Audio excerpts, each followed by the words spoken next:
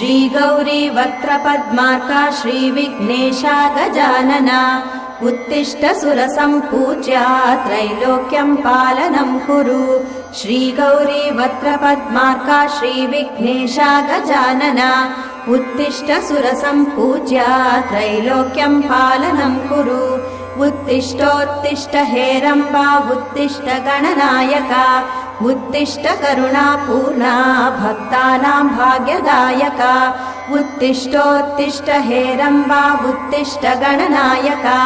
उत्तिष्ठ करुणापूर्णा भक्तानां भाग्यदायका श्रीयाकुवाहन शिवात्मज दिव्यगात्रा श्रीभिन्नदन्तधनुजान्तक सूक्ष्मनेत्रा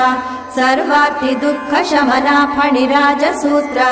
देवा गणेश्वर विभो तव सुप्रभातम्।